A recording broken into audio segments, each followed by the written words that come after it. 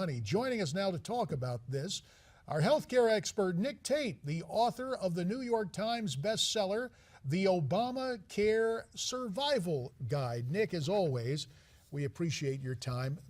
Break down the financial burden for us. What's ahead? The problem with Alzheimer's is that people who develop it typically live a long period of time after it's diagnosed, and at some point those individuals will in fact require 24-hour care.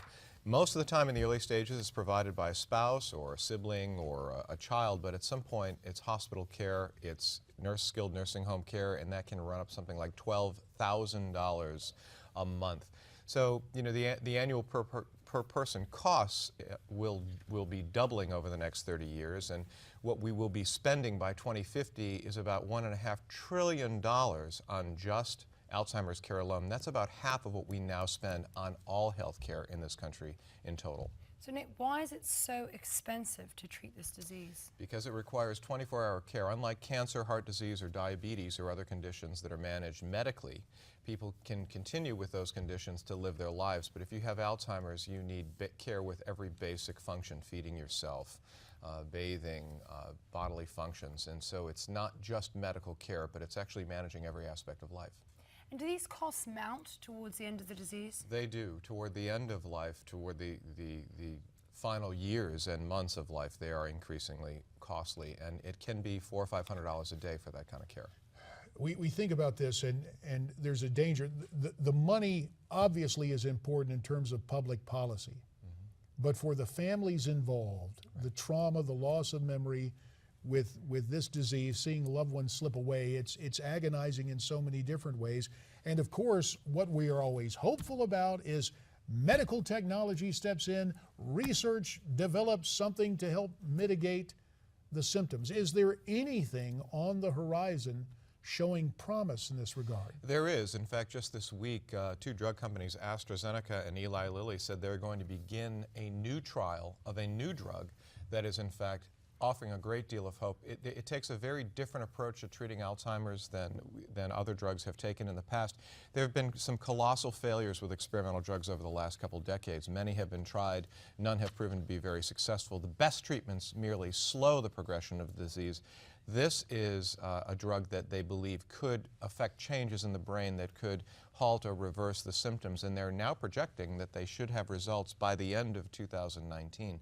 So the hope is that, of course, a medical solution will be a big part of both the financial and the personal toll that Alzheimer's takes. Nick, explain to us what role Obamacare is going to play in this. Well, initially Obamacare did provide for long-term care insurance that provides for nursing home care that's now picked up by Medicaid, and people pay out of pocket, but it was cut in part because it was so expensive, and so that didn't make it into Obamacare. What did survive in Obamacare, however, was $716 billion in budget cuts to the Medicare program over the next 10 years. So the concern is the number of people who turn 65 grows over the next decade. The amount of money in Medicare is actually going down, so a lot of folks are going to be caught in the gap. With this gap, what is out there? Are there any long-term insurance programs to supplement Medicare? Because I'm hearing this as a baby boomer, knowing family history, it's very sobering. A couple of minutes left. What is out there in the market to deal with long-term care? Well, three things you should look into. Number one, you can buy a long-term care insurance policy. They are costly, but for some families who may be at risk for Alzheimer's, they are worth a look. You can also put a rider on your life insurance policy that does pay for long-term care, and those HSA savings accounts that let you set money aside tax-free if you're working for an employer can put money in the bank. But let's not forget there are some lifestyle changes you can make that can reduce your risks for developing Alzheimer's. We know that what's good for the body is also good for the mind. Eat a healthy diet, exercise, increase the blood flow to the brain. Disciplines of the mind, learning a second language, learning to play an instrument, puzzles, things that keep your mind mentally active can keep you sharp and delay the onset of Alzheimer's, or they can reduce the potential impacts of dementia should you develop it. So live a healthy life, look at your financial situation, and just the best thing you can do is to be prepared for the possibility. Something like 1 in 3 Americans over 85 will develop Alzheimer's, so it's a significant concern. We know you're not a doctor, but you are a health editor. So very briefly, Alzheimer's and senile dementia that sets in aging, one and the same? Alzheimer's is the leading cause of dementia. Dementia is the big umbrella description for those problems that happen with cognitive abilities. Alzheimer's is the leading cause of dementia. That's the connection. Fair enough. Hey, we appreciate it, Nick, and we want to have you be sure to take the National Medicare Survey. Tell Congress what you think to the recent changes in Medicare. For more info on this survey, you can go to newsmax.com/Medicare survey. So, good to know. And taking stock from medicine to the law, an important point. There are laws for people on bikes. Here's Alan Dershowitz.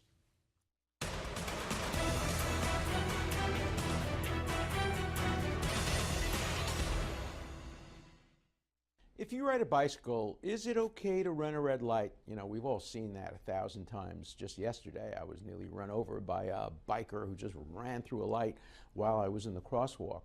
More and more people are biking than ever before. Many are commuting to work by bike. In fact, biking is increased by something like 60% in the last 10 years. And cities across the country are offering citizens easy access to rent bikes. But many bike riders don't know that they're required to follow the same traffic laws as car drivers. And that's true in the majority of our states. Police don't often enforce these laws because, of course, bikers don't have biking licenses. Bikers often think they can act more like pedestrians than drivers. Now, some states are beginning to change their laws. Virginia, for example, says that a bicyclist can wait just 2 minutes at a red light, and if it doesn't change, they can go through it if traffic permits. In Idaho, bike laws are even more flexible. If you're riding a bike, you don't have to come to a complete stop at a stop sign. You only need to slow down. How many of us have done that, even when we're driving cars? And cyclists can also go through a red light if they come to a complete stop and check for traffic. But no matter what state you're biking in, always remember, traffic laws help protect you and others from injury. So always use common sense and act accordingly. I'm Alan Dershowitz for Newsmax TV.